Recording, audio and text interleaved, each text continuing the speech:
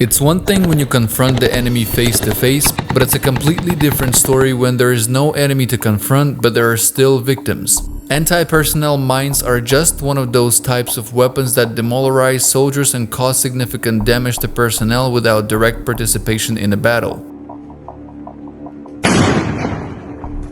All the armies in the world are actively using anti-personnel mines to solve problematic personnel issues. The Russian army was no exception, and their arsenal has a fairly large number of various anti-personnel mines. Today we will talk about the meanest Russian mine, PFM-1.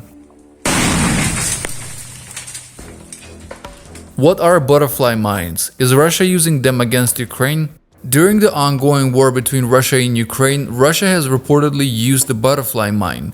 Russia used it to deter the free movement of the forces along the enemy line. Reports quoting the UK Ministry of Defense stated, Russia is highly likely deploying anti-personnel mines to protect and deter freedom of movement along the defensive lines in the Donbass. These mines have the potential to inflict widespread casualties amongst both the military and the local civilian population. And before we continue, subscribe to the channel and like this video. It will help to confront Russian propaganda. What are butterfly mines? Also known as PFM-1 and PFM-1S mines, butterfly mines are anti-personnel mines that can be deployed from mortars, helicopters, and airplanes in large numbers. The name of the mines derives from their shape and color. These mines are very sensitive to touch and explode upon contact.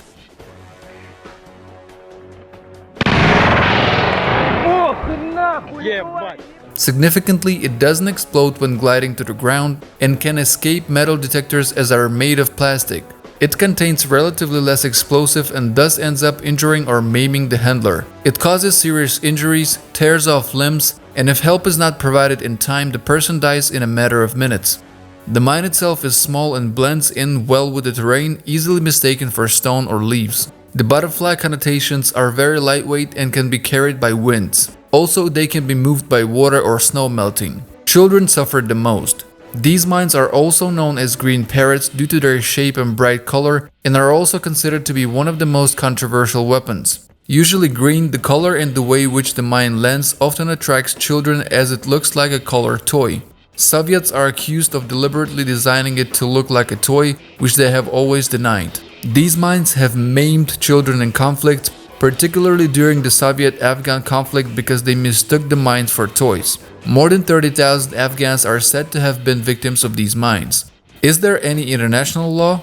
As a consequence of the Soviet-Afghan conflict, including other reasons included, the Ottawa Treaty was signed in 1997. Anti-personnel cluster landmines were internationally banned. 164 states have signed the treaty, but Russia are not signatories to it. Russia continues to use these mines to this day in the Ukrainian theater of operations, despite the large number of explosions among civilians and especially children. Technical specifications. With two wings, these mines are molded in polyethylene plastic. One wing is heavier than the other, which is used as pressure activation for the main fuse. The central body has the main fuse and during airdropping, the lighter wing acts as a stabilizer for the mine. When a pressure exceeding 5 kg is applied, the mine gets activated. It usually contains 40 grams of explosive and can be deployed rapidly to deter the movement of the enemy. It can hurt enemy soldiers and the civilian population in the area. Write your opinion in the comments, subscribe to the channel, and share this video with your friends. Do not forget to leave a like if you enjoyed this video. See you soon.